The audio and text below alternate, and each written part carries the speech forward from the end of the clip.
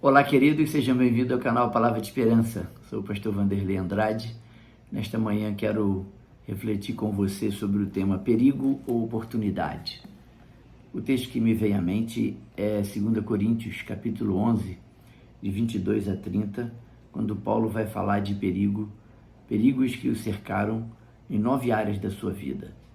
E ele meio que num desabafo, escrevendo para a igreja de Corinto, igreja que ele plantou, e ele amava muito essa igreja, ele diz o seguinte: são hebreus? Também eu. São israelitas? Também eu. São da descendência de Abraão? Também eu. São ministros de Cristo?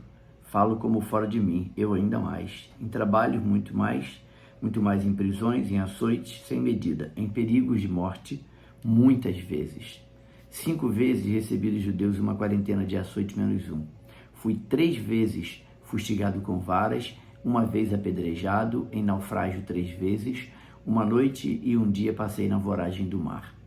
Em jornadas, muitas vezes, em perigos de rios, em perigos de salteadores, em perigos entre os patrícios, os irmãos judeus, perigo entre os gentios, perigos na cidade, perigos no deserto, perigos no mar, perigos entre os falsos irmãos. Em trabalhos e fadigas, em vigílias, muitas vezes, em fome e sede, em jejum, muitas vezes, em frio e nudez. Além das coisas exteriores, algo que pesa sobre mim diariamente, a preocupação com todas as igrejas. Quem enfraquece, que também eu não enfraqueça? Quem se escandaliza, que eu não me inflame? Se tenho de gloriar-me, gloriar-me-ei no que diz respeito à minha fraqueza.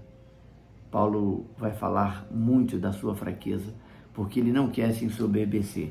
E eu estive pensando nesses dias, nós vivemos um período de muitas crises, mas como diz a língua mandarim, a língua chinesa, a palavra crise e oportunidade, elas são praticamente escritas da mesma forma. O que vai mudar o sentido é o contexto em que ela está inserida. Então, uma crise pode ser uma grande oportunidade de crescimento.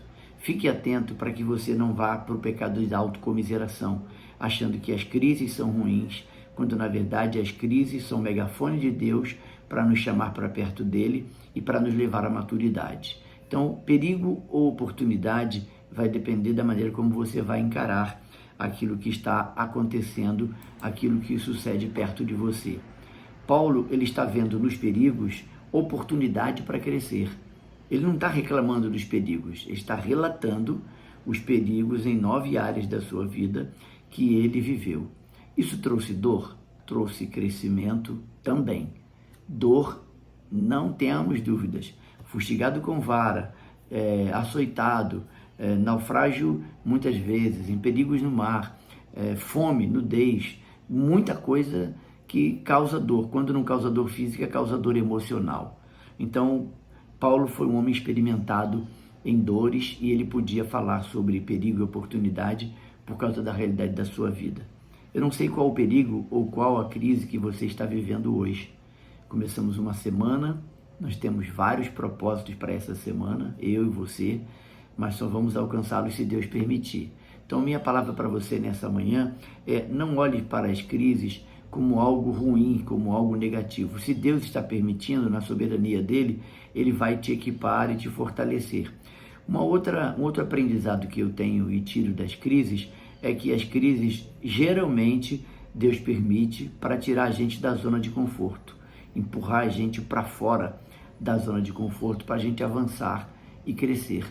Não haverá crescimento sem dor, não haverá crescimento sem renúncia.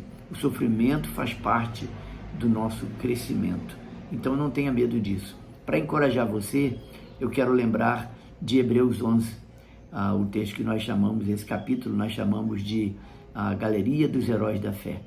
Aqueles homens sofreram e na crise eles viram oportunidades de Deus se manifestar na vida deles. Verdadeiros milagres aconteceram na vida daqueles homens e daquelas mulheres em Hebreus capítulo 11.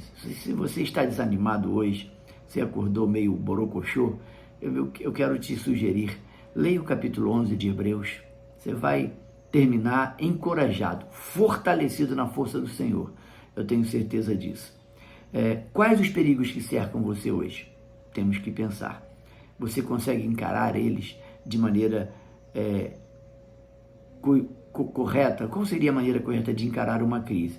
Saber que ela existe, ela não vai embora, ela não surgiu por acaso, e se ela veio, Deus está treinando você para algo. Então, a mentalidade com a qual você vai encarar a crise, ela é decisiva para você ser vencedor ou derrotado.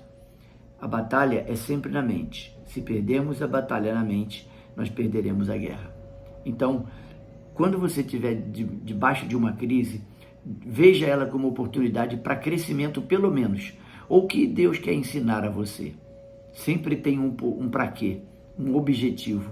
A ideia do texto não é perguntar por quê, é para quê, qual o objetivo que Deus tem com esta crise. E aí, para eu encarar a crise com uma postura mental correta, que vai me jogar para o futuro, para a realidade do futuro, eu preciso ter uma cosmovisão bíblica.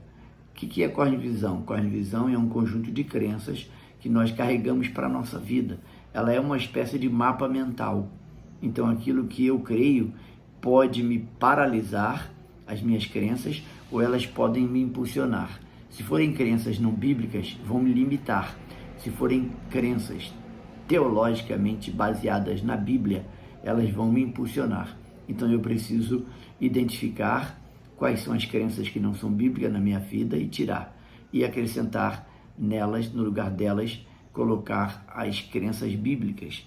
E isso vai ajudar você como aprendizado para as decisões futuras. Algumas vezes vamos fracassar? Claro, não vamos acertar sempre, mas não deixe que o fracasso desanime você. Eu tenho uma definição de perseverança que eu carrego comigo e eu gosto muito dela, talvez você já tenha ouvido essa frase. Perseverar é permanecer num estado ou atitude, mesmo em caso de oposição ou fracasso.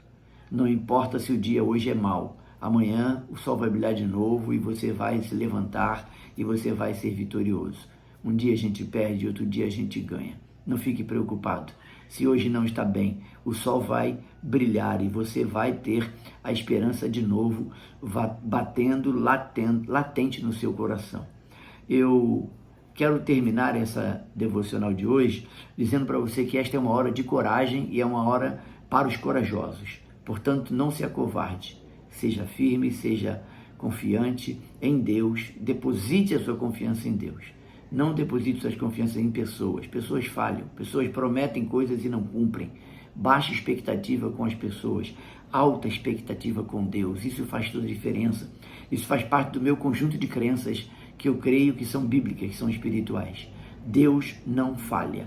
E eu confio nele em todo tempo e em toda e qualquer situação. Eu estou aprendendo a viver contente em toda e qualquer situação. E esse é o meu encorajamento para você nesta manhã. Eu termino essa devocional lembrando a frase do hino 471 do cantor cristão. O estribilho, o coro desse hino diz: não é dos fortes a vitória, nem dos que correm melhor, mas dos fiéis e sinceros, como nos diz o Senhor. Deus abençoe você, tenha um dia abençoado, uma manhã abençoada. Deus abençoe sua casa, Deus abençoe seus negócios, Deus abençoe sua família. Fique firme, tenha sempre esperança. Forte abraço.